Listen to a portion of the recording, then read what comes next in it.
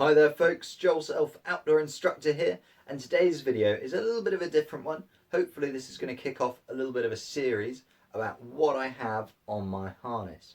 Today's video is specifically about what I carry when I'm instructing indoors. However, I've had lots of questions asking what I take out when I'm going to the crag personally, when I'm taking groups outdoors, what do I carry, in all sorts of different circumstances. So this is the first video in that little series. And like I say, this is about what I carry instructing at my local wall in an indoor setting. First crucial bit of kit that I think every instructor is going to be carrying is a belay device. I opt to use a gree-gree, which is an assisted braking device.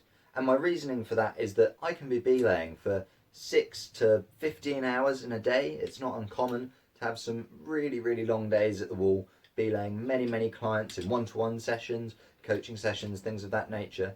And so having an assisted braking device just relieves the tension off of my arms and makes things a little bit easier.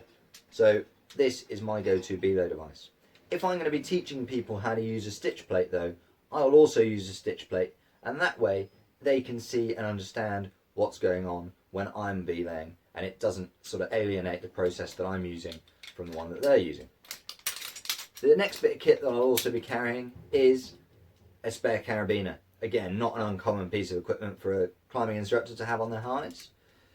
This particular carabiner is the DMM Belay Master. So it's got this black bit that goes across the middle, meaning if in the last 5 minutes of a session I've sort of gone, oh dear, we've got one more person to climb, we're going to run out of time. So rather than them tying in, which maybe if they're new to climbing could take a while, we can tie the figure of 8 on a bite, we can clip them in with this. It means it's not going to cross load whilst they climb because of that black bit. And then they can go up the wall whilst we belay. Once they've come down, we can get it all stripped out nice and quickly. This can go back on the harness and we can finish up their session. So I carry that just for those last minute climbs where we've got to speed up the process a little bit more. Those are fairly common bits of equipment, as I say. The next few bits are less common, but I do still see other instructors using them. Here we've got an adjustable lanyard. This is the Petzl Connect Adjust.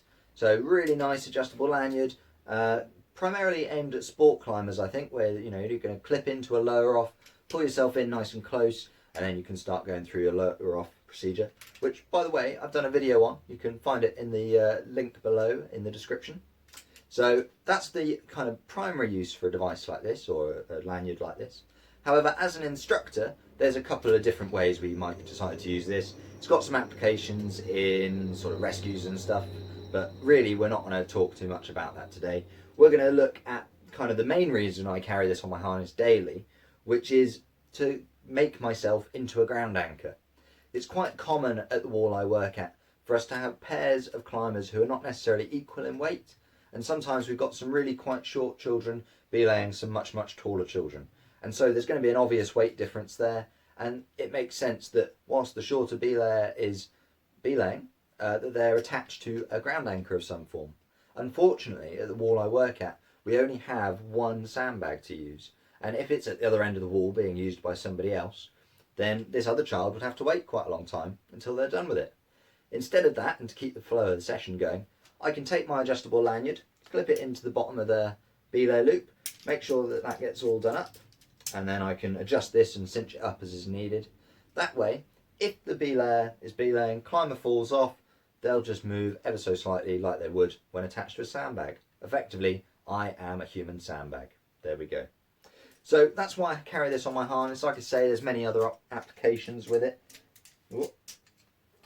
And the last bit of kit that I've got on my harness, right at the back, something that I next to never use, hence its position on my harness. Roll clip and Petzl T-block on there as well. So I rack these on the harness together because they're quite helpful, they can be used together, and that's how I often do use them.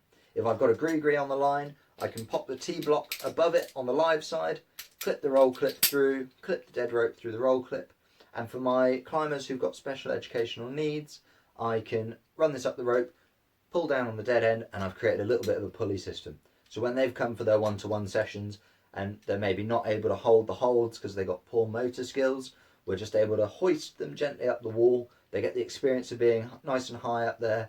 They can look at all the different coloured holds and everything. Really great experience for them, and I just love seeing the smiles. And that's really why I carry this bit of kit on my harness. It's for sessions like that. If it's always on there, it means I never turn up to those sessions having forgotten it. But it also does have a role to play in things such as, when someone gets hair caught in a belay device, you can use the T-block to release some tension on the belay device so you can feed slack out and get hair out. I'm not going to go through that today, but it has been a requested video, so I may well be doing that in the next few days. Keep an eye out for it. But yeah, the T-block and the roll clip, always on the back of my harness. Really nice bits of kit to have, and if they're there all the time, they're there when I need them. That's my main equipment that I'll be carrying daily. Occasionally I'll have a couple of stitch plates on my harness, a couple of extra carabiners if I'm doing other things, maybe a sling if I'm going to be setting up an abseil at the wall, but this is my main equipment. Everything else is kind of a bit more situational, whereas this is the stuff I'll have every single day. I hope that was helpful for you. If you're interested in any of these videos, then do check below, because at some point there will be a playlist of them put together, and hopefully you'll be able to find all the different videos about what's on my harness. But this is what's on my harness during my indoor climbing sessions. Thank you very much for watching. I've been Joel, Outdoor Instructor. Goodbye.